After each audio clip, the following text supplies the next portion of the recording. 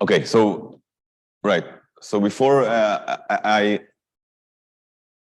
realized that in the last 3 talks I mentioned 2 results, and I didn't give the right credits or proper credit, especially because students are involved, and I should have been more careful. So first, I mentioned this very strong result, where they proved that proved a long-standing conjecture that for every that you can approach a spectral gap of 1/4 for a closed hyperbolic surface, and such with the surfaces of genus as large as you want. Okay, and this is a result of Michael McGee and his student Will Hyde. So I should have been more careful with the credit. And also here, I mentioned this result. I didn't say I didn't give credit. So we also have a similar results to what I told you about surface groups. We have similar results for free products of finite groups, and this is joint work with my student Tomer Symphony. Okay, so it's important to give the right credit. Okay, and today I'll tell you what we're going to do, but first let's just recall these. So yesterday we proved, I mean, we used some black boxes, but we kind of proved that the number of homomorphisms from gamma 2 to Sn is roughly Sn cubed, and then we have something that converges to 2, but moreover we have an asymptotic expansion. I mean, I stopped it. I wrote the first 3 or 4 terms, but you can go on as much as you want. And the second thing is this lemma, okay, that we yeah. There exists hyperbolic surfaces of different depth that's close to 1/4 as possible. Yeah. Take a substance to make the spectrum gap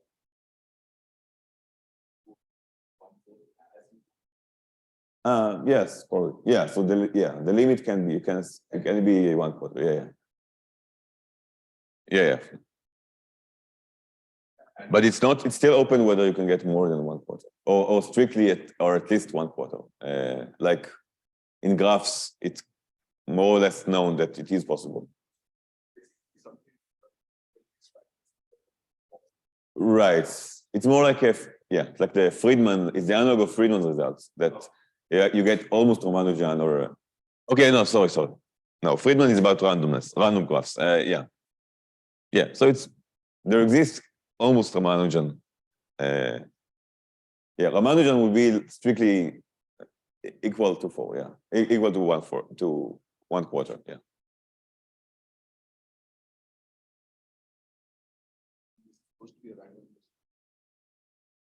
Yeah. So what they do here is they take random covers, but of surfaces with punctures, and then the fundamental group is free, and and then it gets and then eventually they glue together punctures and they change the beat, and it doesn't affect much the spectrum.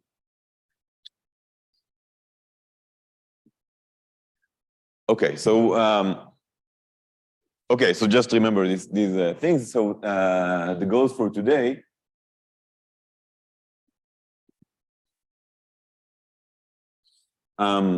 Okay, so first we will compute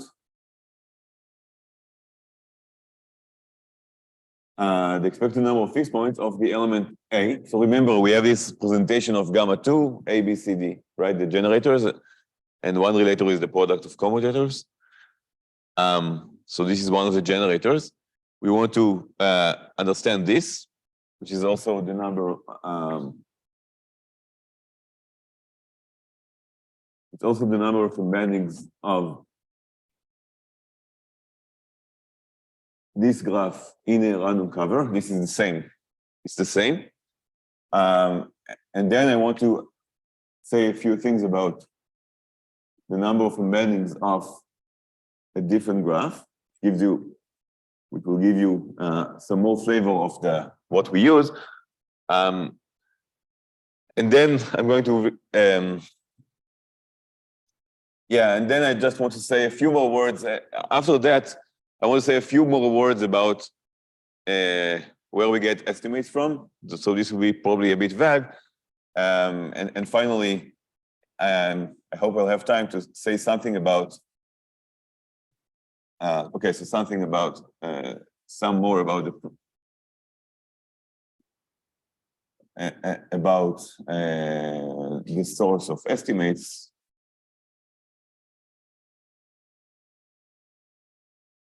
Of the estimates that we get, and then something about these pieces with a nice boundary.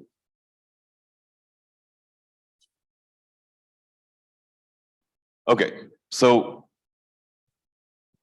let's start with. I want to start with the first goal. So for this, I want to introduce one more fact from representation theory, which is the branching rule.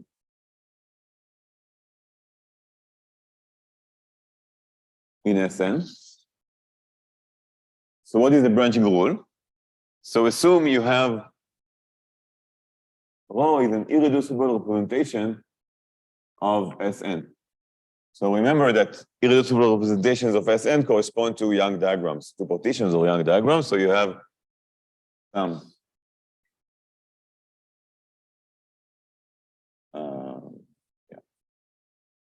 Okay. So you have some Young diagram. But now, so rho is a homomorphism from Sn to GL something M. See, right? The branching rule tells us what happens if I restrict rho to a subgroup, to the subgroup Sn-1. So the branching rule says that if I restrict rho to Sn-1, so obviously this is now an M-dimensional representation of Sn-1, but it's no longer irreducible in general. So it decomposes to irreducible representations of Sn-1. So this should be some compositions, right? This should correspond, this should be equivalent to some directed sum of representations with 1 square or less. Okay, so what are these representations? So it turns out that what you need to do is to take out, to find all the possible Young diagrams which can fit into this Young diagram. But these are Young diagrams of size n-1, right? So you just need to remove 1 square. What are the squares that you can remove? You can remove the corners, okay? So you can remove each one of these to get, or yeah, you can exactly one of these to get a Young diagram with n-1 squares. And the branching rules tell you that this is exactly what you get, and each one you get with the multiplicity 1. So this is just it's the direct sum of all lambda prime, which is okay. Let's say let's call this is rho lambda. So this is sum of lambda prime, which is lambda minus 1 squared. Okay, of rho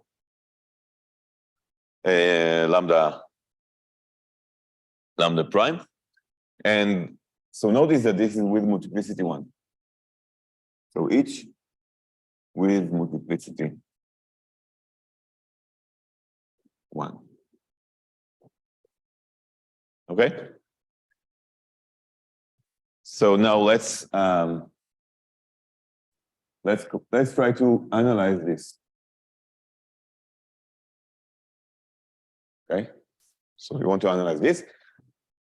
So what do we get here? Okay, so again, I actually said it in the last talk, at the end of the last talk.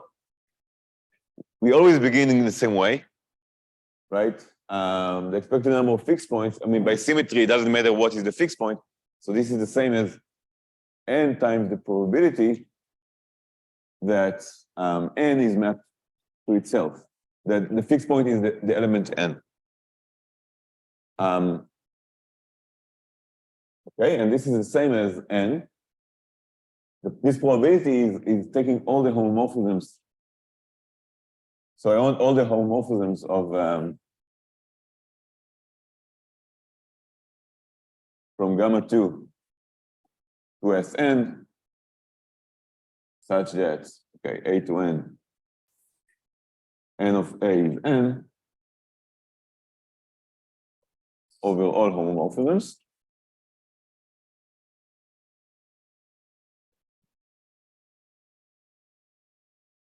Okay, well, now what is that?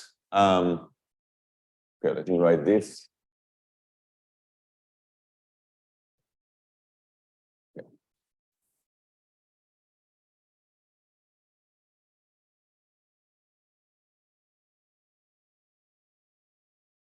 Okay, what is this numerator? This is, let me write it again. So I want to, I'm looking for all,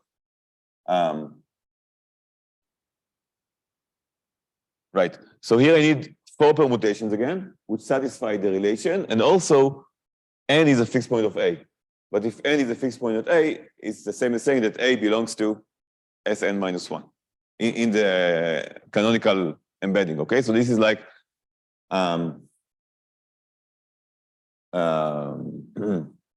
the sum of, so I want B, C, and D to be permutations in Sn, and A is now a permutation in Sn minus 1, and I want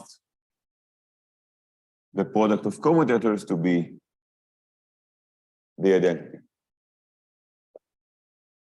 Okay? Okay, so now let me continue with just, so I just want to, I don't want to write this every time. Let's just focus on this part, okay? And let's continue with, only with it.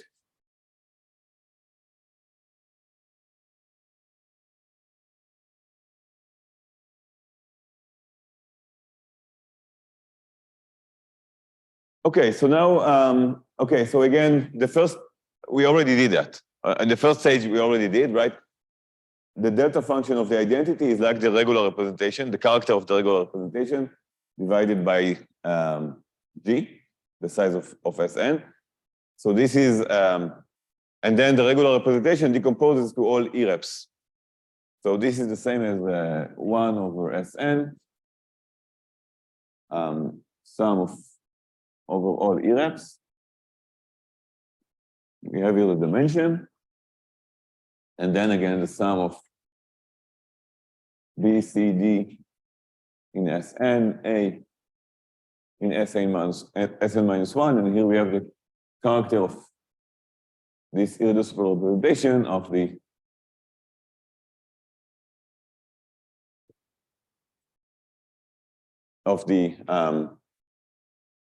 product of commutators.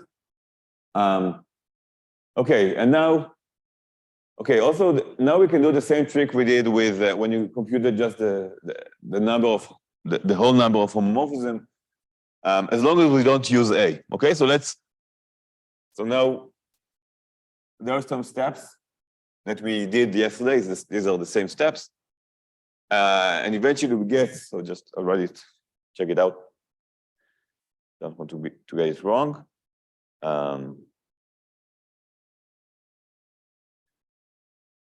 Okay, so eventually we get this is 1 over Sn times the sum of all E-reps. And now we get Sn cubed over the dimension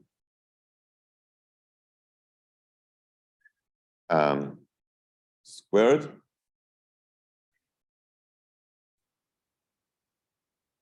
Of, okay, and that we are left with sum of A in Sn minus 1 to, yeah. So the trace of rho of A times chi rho of A. Yeah.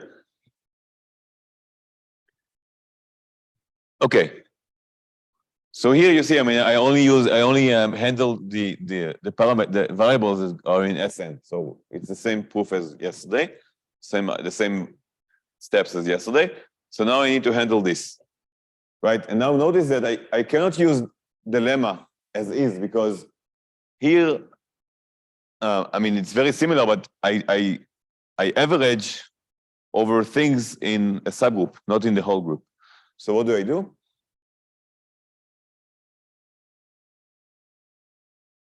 Right? I just use the branching rule. Okay. Now I want to average over Sn minus 1, so I better express this as a character of Sn minus 1, as a sum of characters of Sn minus 1. So if I just look at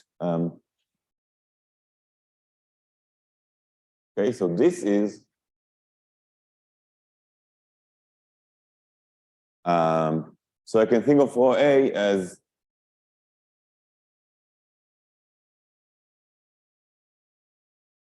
I have here rho 1 of A, or 2 of A, up to rho, I don't know, L of A. Okay, so I change the basis, and now in some basis, rho decomposes in Sn minus 1 to a sum of irreducibles, right? And also this character is the sum of the corresponding character. So, I mean, this is now, I can think of it as a sum of these characters, right? And now I take in Sn, this is now in Sn minus 1, is the inner product between these matrix coefficients and these matrix coefficients. And because each one of them, by the branch rule, each representation is with multiplicity 1, so I have no repetitions here. So basically, this is like, so when I take for example, the inner product between this part, the first part, and the second part here, everything is 0, because these are two different irreducible representations of Sn minus 1. So overall, I just get contribution only from these parts of the inner product, and from each part, how much do I get? I mean, eventually I take the trace of everything. So remember, I get this is the lemma, right? Eventually, I get it from each block. I get the trace of such a matrix, which is exactly 1. So this is just perhaps up to a factor of Sn minus 1. Yeah. So okay, I'll use another color. So this is, so because I average, I need to take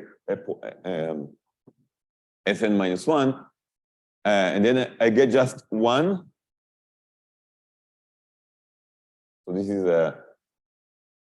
lambda prime equals lambda minus square of 1.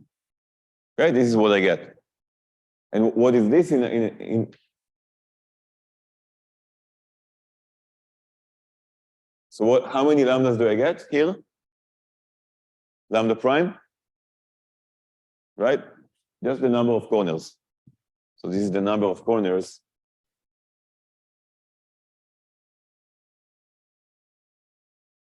of lambda. So here lambda is always the lambda is the Young diagram corresponding to rho.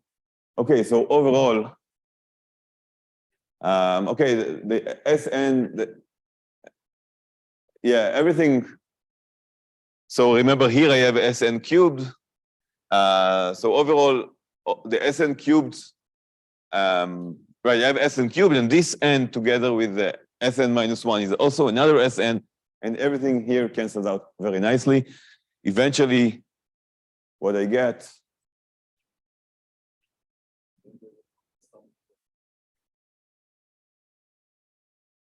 yeah. So yeah, there is some over lambdas, but all the coefficients outside, they cancel. That's what I'm saying. All the part of the Sn, it cancels. Eventually, if I go, let's write it here. So this is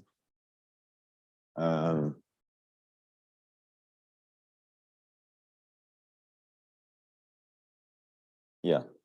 So eventually what I get is, no, okay. So so this is of David, and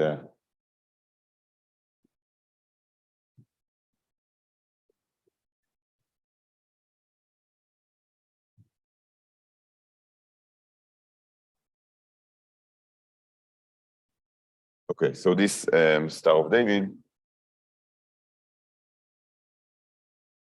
So eventually what I get is a sum over all irreducible representations of Sn in the numerator and in the denominator. So in the denominator, this just comes from the previous result about the number of homomorphisms. This is the zeta function. So 1 over the dimension squared. And here I also get 1 over the dimension squared, but with the number of corners.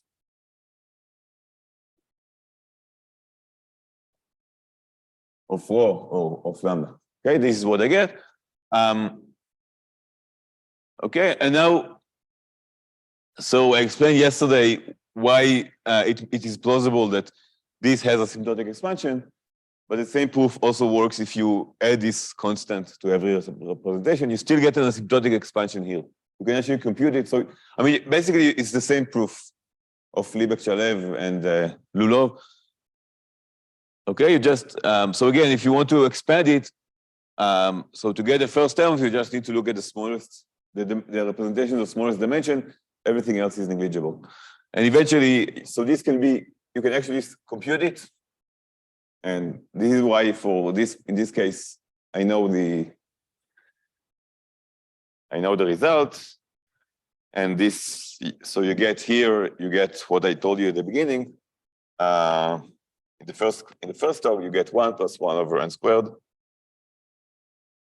That's 2 over n cubed. Okay, I computed the first. So I computed the first 4 terms. And okay, any questions about?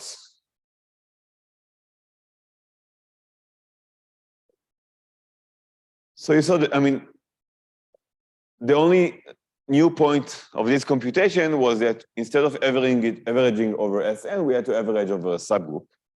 And this still is relatively, you can handle it relatively easily, okay? You don't need to do much more than.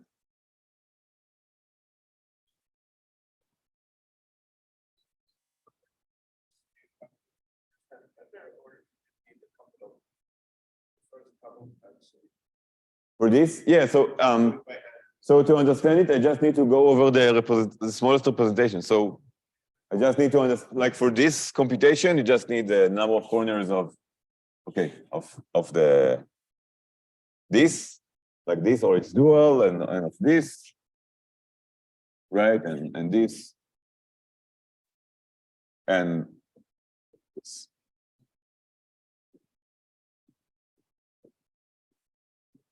Right?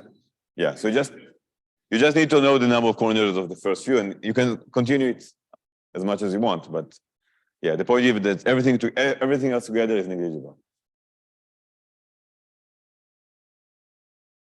Okay, so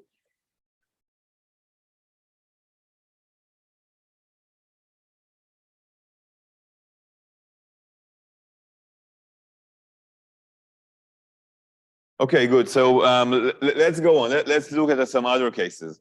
What if I want to compute the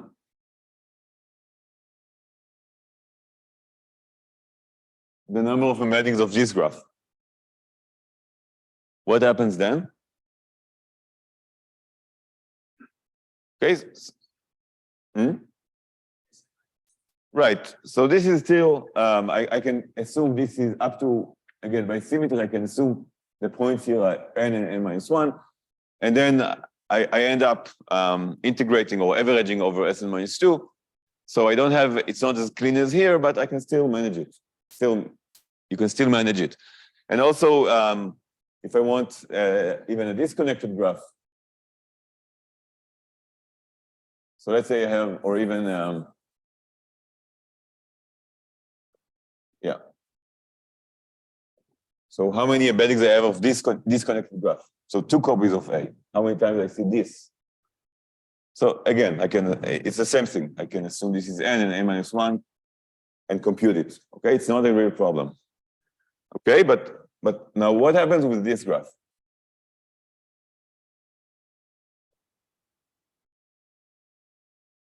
So actually there isn't an easy solution for this graph as well. So how many times do I see this graph embedded in a cover? Right. This is exactly the complement of, okay, so the number of embeddings of this graph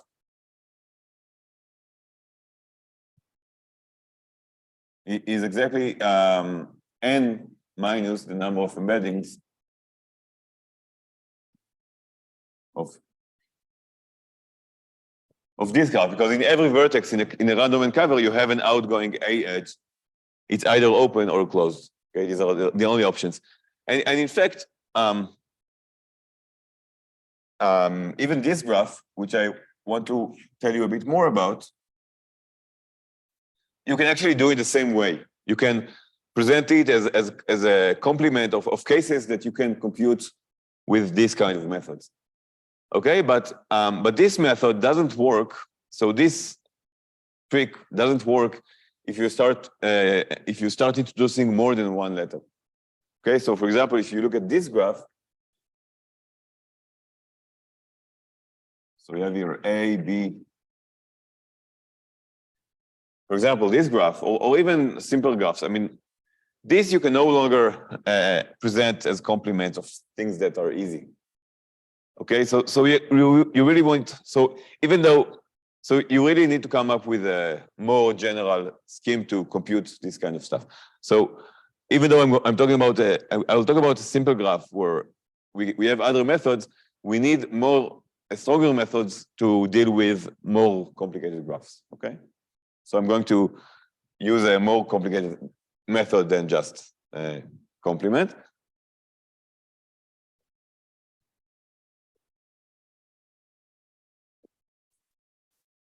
Question?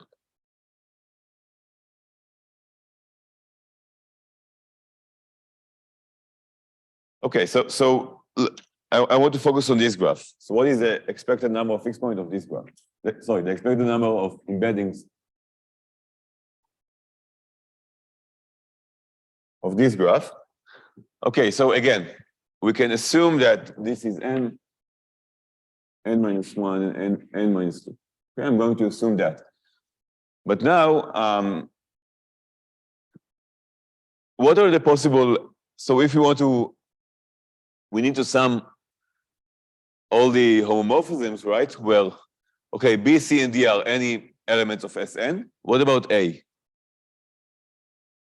Which permutations satisfy these constraints?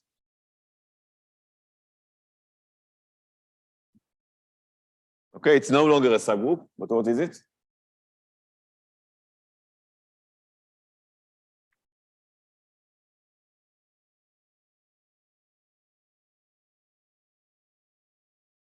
Okay, so it's, I mean, these are, yeah, okay, this is a coset. This is all the elements that are, so I take just one representative of this coset times Sn minus 3. Okay, now okay, we said that we compose permutations the other way around, so we need to,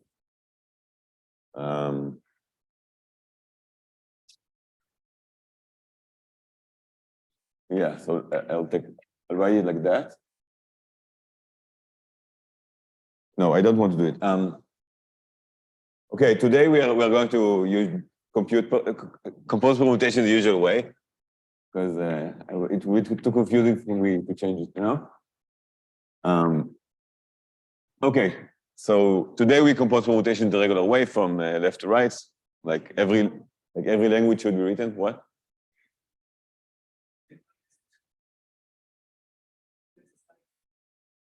So, sorry?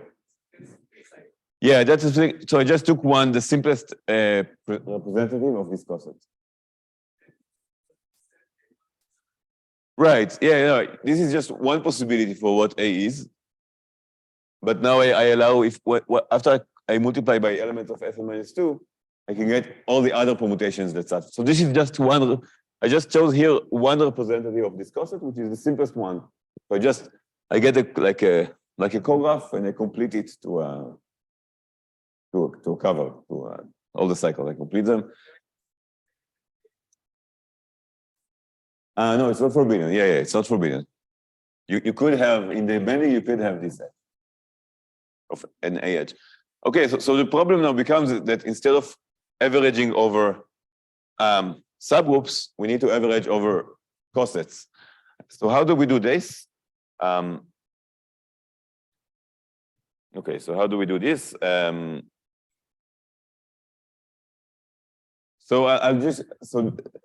Yeah, it's a bit complicated. I'll just give you the first some hint of how to do it.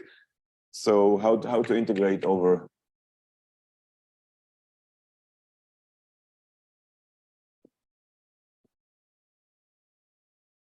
a coset. So for example, so think about this, G is now, in general, G is a finite group, H is a subgroup, and G naught is an element of G. And let's say I now want to average over the coset. So this is 1 over H, sigma.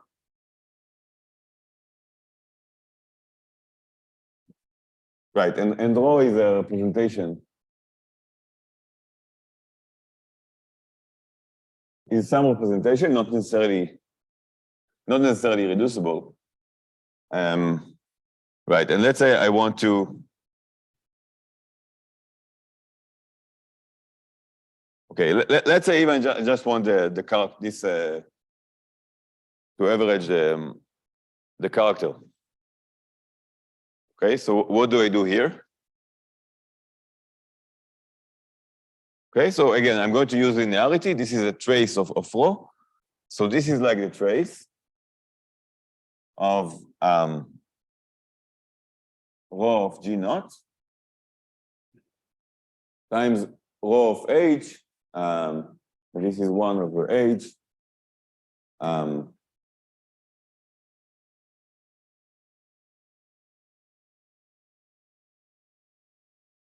Okay, so I just use linearity, nothing else.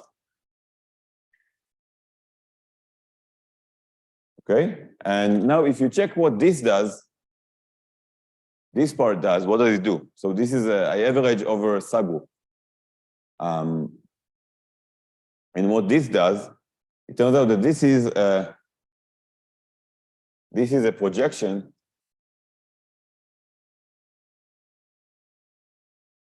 onto the age invariant subspace of the. So okay, rho is some permutation, is some representation into GLMC. So take this C to the M is the vector space on which rho acts, and inside you have vectors which are invariant under H.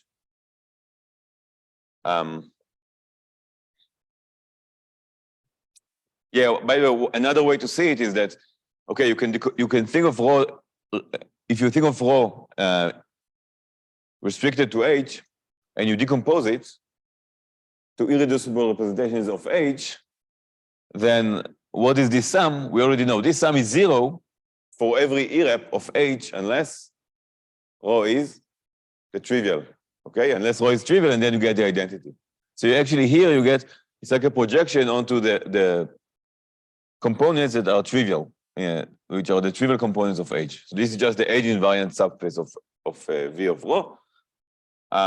So the way to deal with this is to find the way to analyze it, and the way we do it is we find a basis, a nice basis of the representation rho, which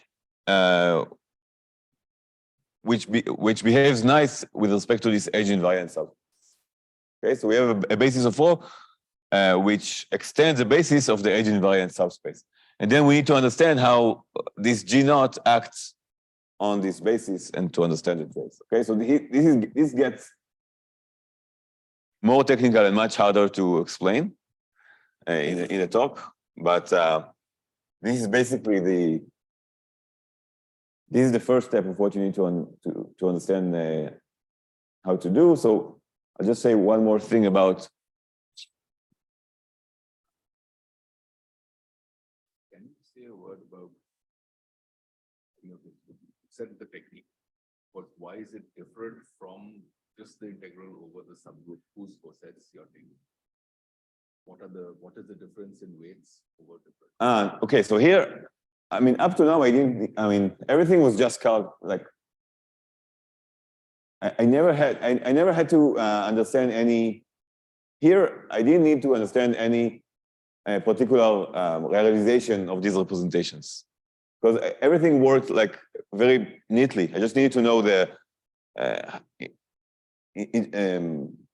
like the stuff, the kind of things you see in the branching rule. If you take a representation of Sn and you look at its restriction to Sn minus 3, what multiplicities you see, and that's it. You don't need to go into the details of each representation here, because, yeah, so here, like for this, okay, it's enough to understand the branching rules, but now you need to understand how a particular element, in our case, and like this permutation, for example, how it acts on these elements. So for this, you actually need to come up with a particular specific realization of this representation. And so this is much harder. Okay, so let me just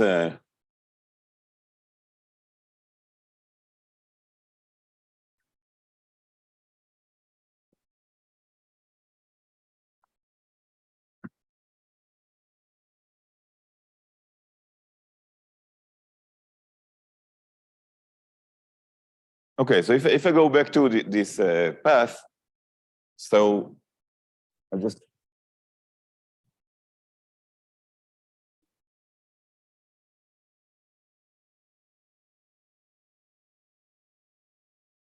so the expected number of this path. So this is again n minus 1, n minus 2, because by symmetry this allows us to choose these points to be exactly n minus 1 and n minus 2. And then, sorry, times 1 over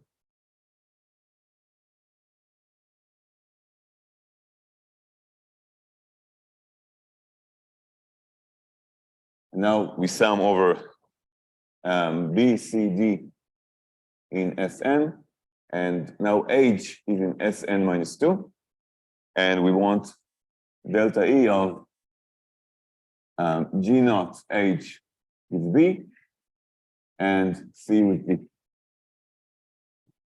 Okay, so now we have this is a coset. Now we go over all a coset, and now if we apply the same things as before, these are the same 3 dots roughly. We get n minus 2 divided by,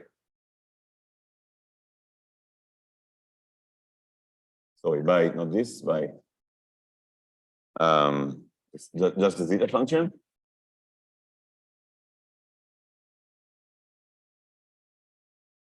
And then what we get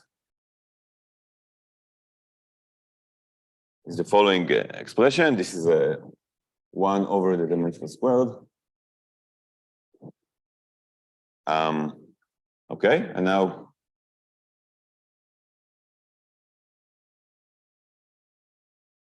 one over Sn minus 2 and the sum H of Sn minus 2. Chi rho, the chi of G naught 0, G naught H times chi chi of G naught H bar. Okay, this is actually what you get.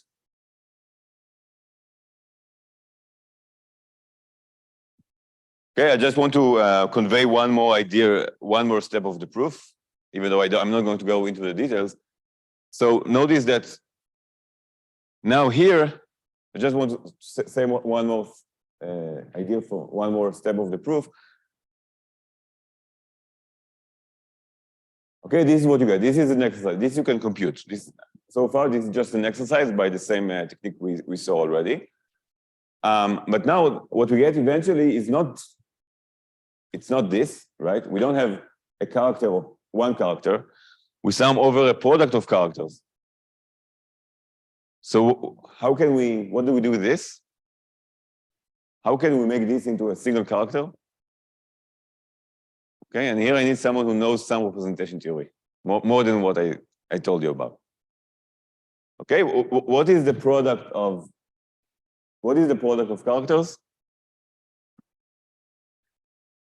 Yeah, it's the character of the tensor product of the representations. Okay, so this is and the dual character is the character of the conjugate of the character is the character of the dual representation. So this is basically chi of rho tensor rho dual of G naught H. Okay, and then you can use this kind of technique to work on it. Yeah. Okay. Okay. So again, I'm not going into these details, but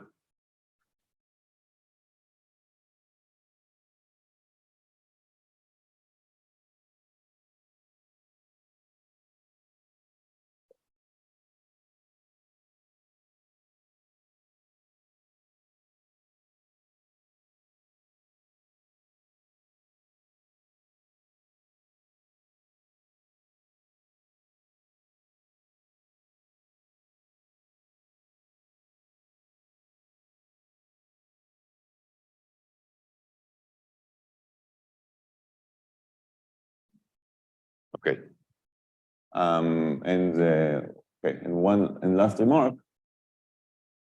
One last remark I want to say about what we actually get. Where do we actually get? Okay, so I told you that there is a general technique. We found we need to work with a particular realization of rho, and then we need to analyze how this acts on this age invariant subspace, and so on. But where do we actually get? Where do we actually get the bounds from? Where do they come from? So this relates to what I told you last time at the very end. So I told you that there is this Gelfand settling basis of irreducible representations,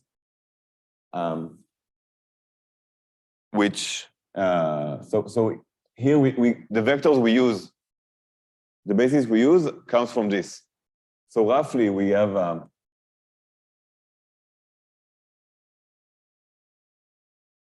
so you should imagine very, very long representations. So we're going to deal with such long representations, okay, like in the first case. So we have family of long representations, and we know how, and we have a basis for such a representation. So we have some Young diagram, we have some Young tableau. This is now filled with numbers between 1 and n. And I told you that we have the Coxeter generator. We know how it acts in this basis. And how does it act in this basis? So if let's say I is here, and I plus one is here. So what does it do? Okay, so what it wants to do is to exchange the two. It wants to exchange these two. This is the ideal. Okay, so he wants to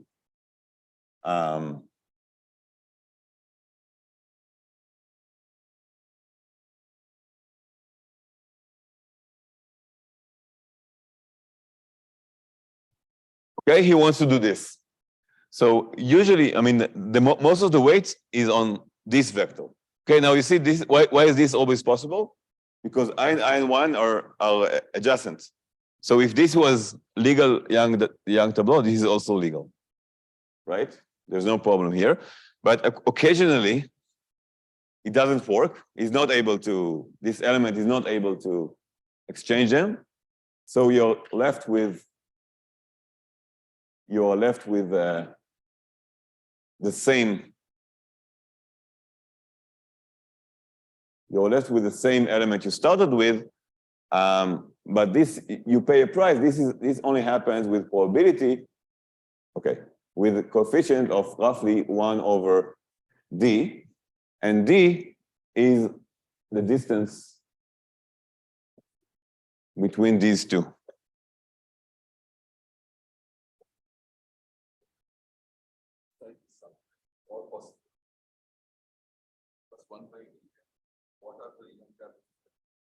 I mean, so this is actually these now represent a base. Now I have a basis for the representation rho.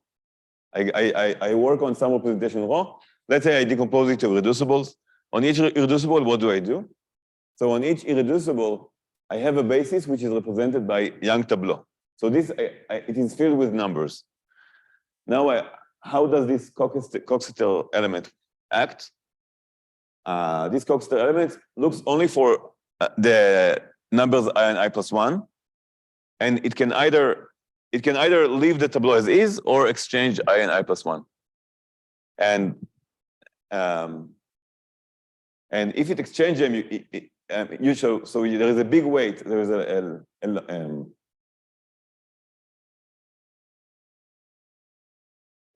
a relatively large weight on exchanging them and a small weight on keeping the tableau as is. Okay,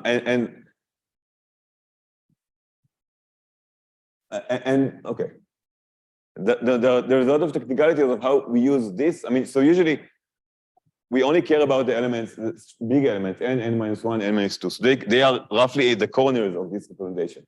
So either you see either they are here or they are here, and then we don't pay any price, but we pay a big price. So this comes with a small probability when they are in two different, when we have 1 point here and 1 point here, and we don't exchange them. Yeah. Right. So if I and I plus 1 are in the same.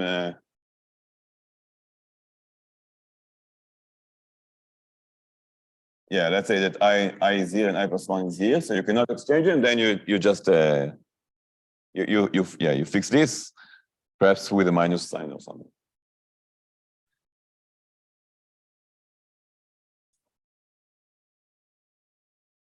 Yeah, right. The sum of coefficients, the sum of squares will be 1. This is a unitary matrix, and yeah, this is not exact. So here you have some. The sum of coefficients should be sum of squares should be 1.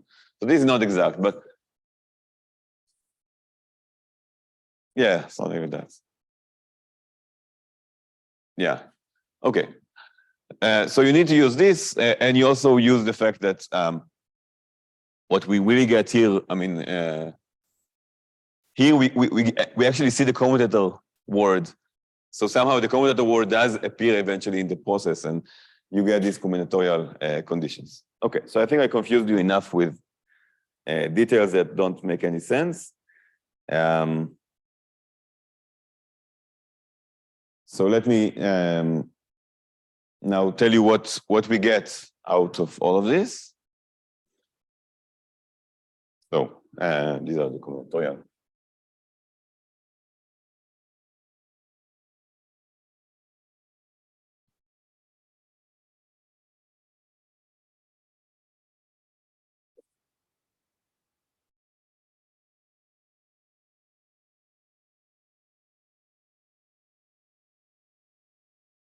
So I want to remind you. So recall that every cover of so I take the the two surfaces together with these, I think of it as an octagon that we glued together, right? This is an octagon that we glued the boundary. So every cover is made of vertices, edges, and octagons. And a piece or a subcover is, let's say, compact, subcomplex.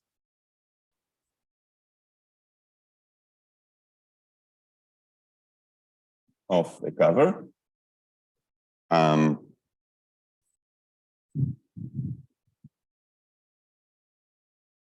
And we get these two combinatorial conditions, and it has, and every subcover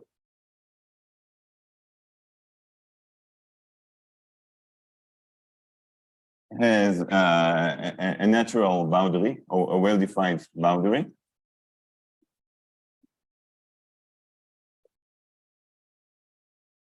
Okay, a well-defined boundary. So again, why does it have a well-defined boundary, even though it can be just one-dimensional? Because it always comes from a surface. It is always embedded in a surface. So it has a well-defined boundary, and then we say,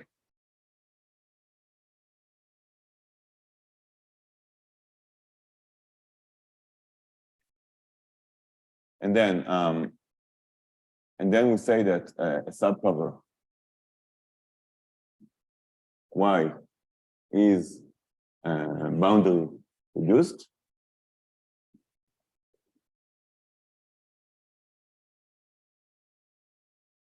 Or BR. If, so again, there are two, there's a, okay, if it's, okay, let's say, unless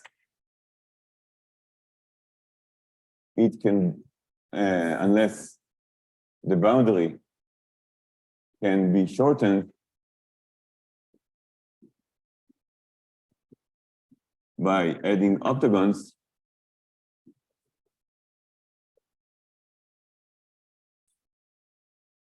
in every embedding.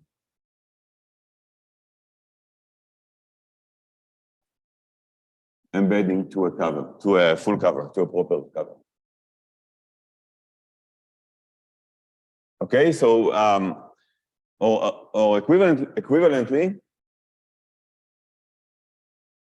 this means that the boundary of Y doesn't have, there are no, so again, I don't want to have, I drew it yesterday, I don't want to have,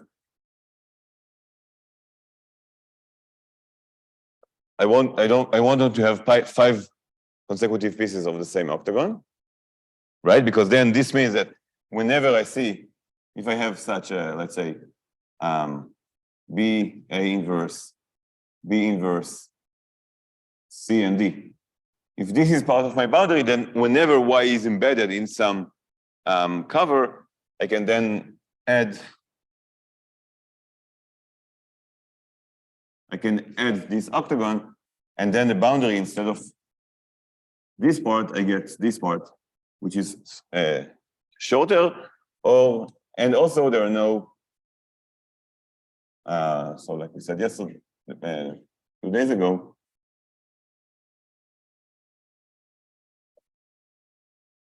I also don't want to have such a thing, because then I can again replace it with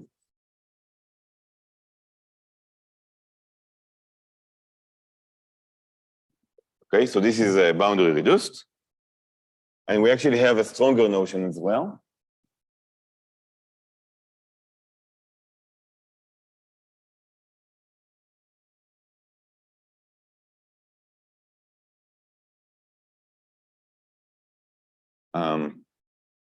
So a subcover.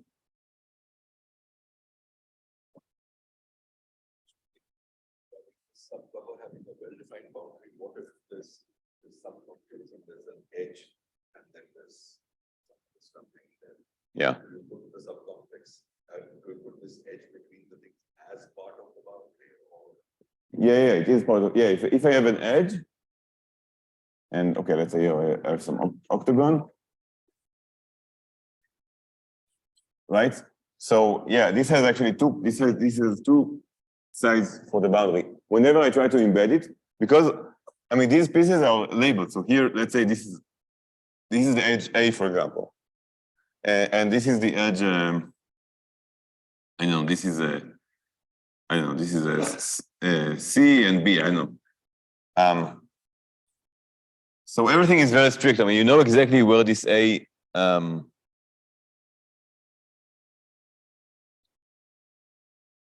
Yeah, even if I just give you this picture,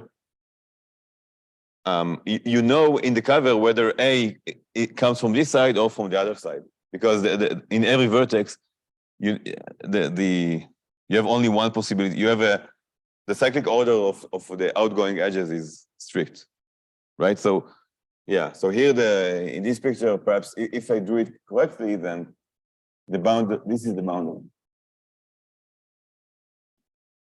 Okay.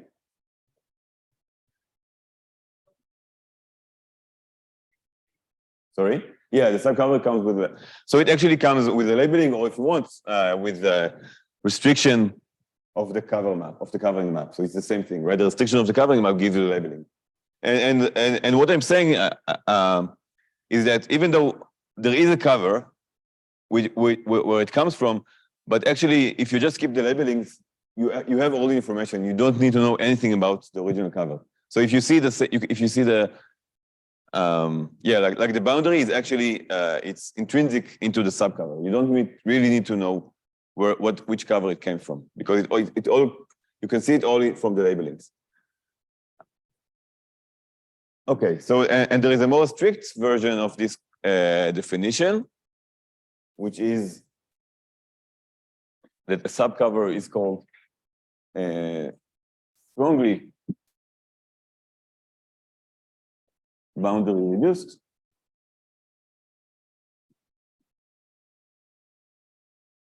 Oh, SBR. Unless delta Y, unless in every embedding to a full cover, one can add octagons without increasing the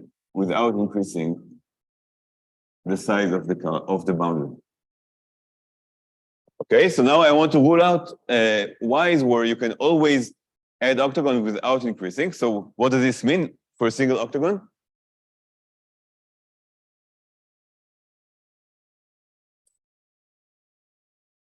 So what kind of Y's are not boundary boundary reduced, but are not strongly boundary reduced?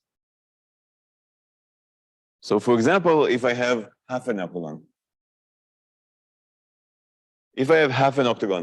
in my boundary, at my boundary, then whenever I embed Y in a cover, then this is here I see an octagon, and I can replace this boundary. I can add the octagon,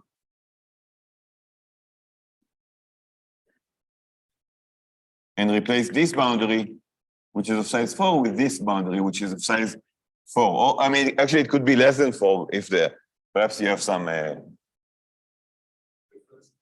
strictly less than SD. Yes, right. Yeah. Here I want this to strictly decrease, and here just to remain the same length. You're right. So here I can allow half an octagon at the boundary, and here I don't allow it. And there is another. Okay, and half an octagon already takes care of this, right? If I don't allow half an octagon, I don't get this part of this drawing. So I can see this as well, because here I have, this is half an octagon. But the other case, which is important, is that I can also see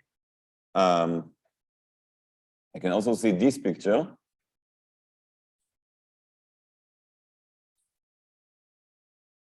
So this is an example. Here I have, so this is part of an octagon. This is part of an octagon, only three segments. But now I can add, but sometimes, not always, but I can sometimes add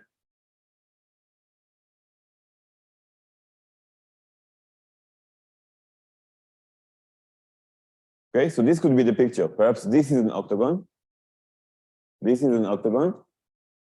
And I replaced a boundary of size 6 by another boundary of size 6. Okay, so this could also happen. So you could have, this is called this is a chain of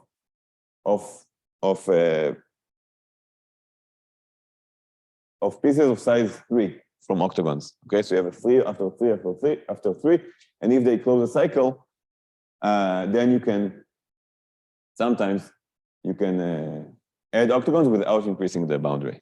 So I don't allow this or this. Okay, so these are the two combinatorial conditions. These both come out from representation theory. They both come from this. I mean, they come from this analysis in representation theory, but they also appear, like I said, they already appear. Both of these conditions appear in the work of Bierman series, or probably earlier. These two conditions. Okay, and then. Okay, so what are the results we get? So, we obtain the following. We obtain the following theorem.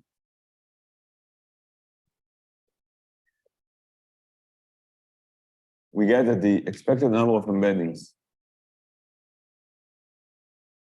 of a subcover Y in a random n cover is 1/2 n to the Euler characteristic of Y.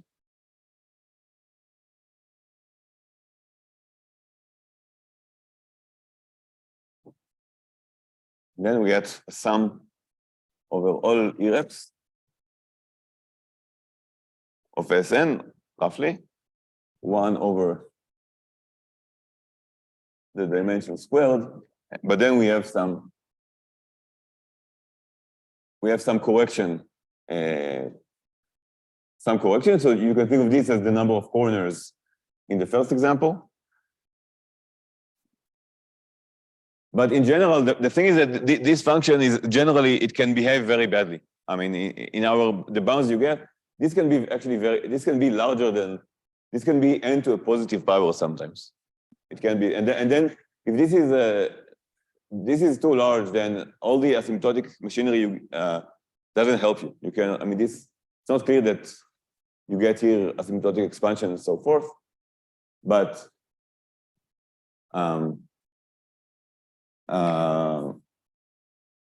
here is the important part of the theorem, that if Y is boundary reduced, then this error term is a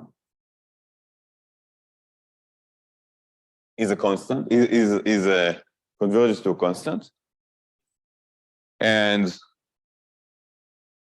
moreover, if Y is strongly boundary reduced, so it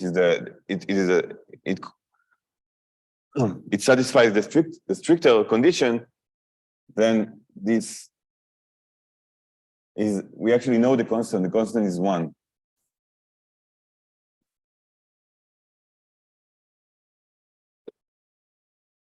Okay, so this is what we do.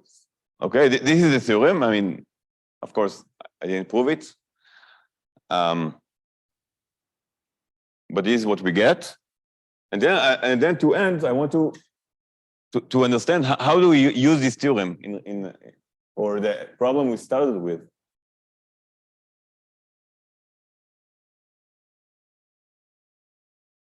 Okay, so now let's go back to the example we started with. We want to understand, for example, we take gamma to be the commutator of n. And we want to understand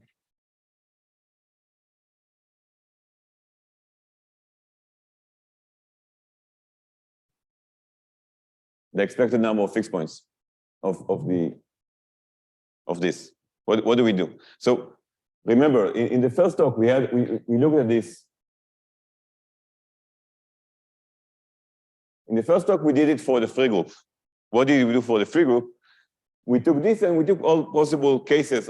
Actually, what we did was to take all possible ways that this can be lifted to the cover. So we said it can, the image of the lift, how we actually see it, we have seven cases. We have this case, we have this case, right? Where this A. We had this case, and so on. We had few cases, and each one of them we could compute. Now the problem is that if we just do that, then usually we don't get BR or SBR.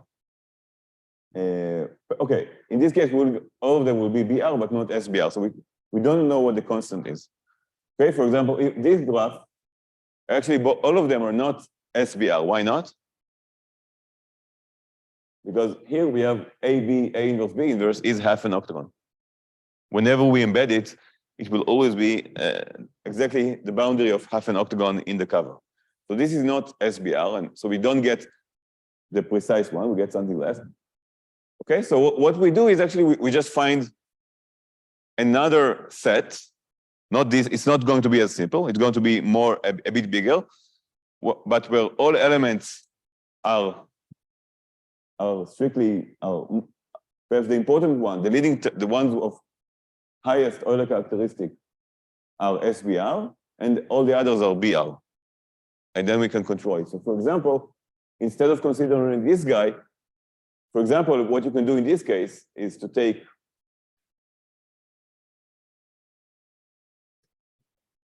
look at this octagon. I just add an octagon.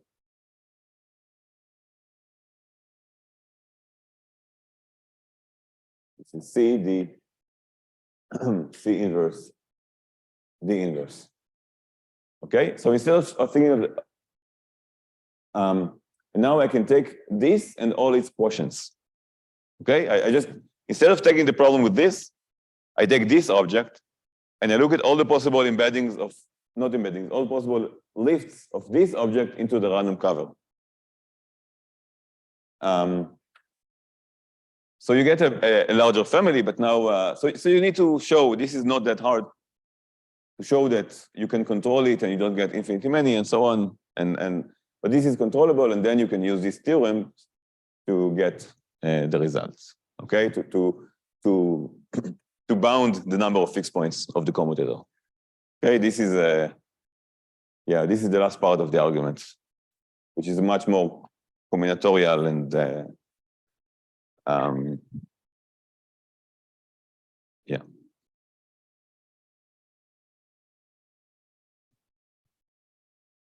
Yeah, okay. So I think, yeah, that's what I wanted to say. Sorry, I'll stop here. Thank you.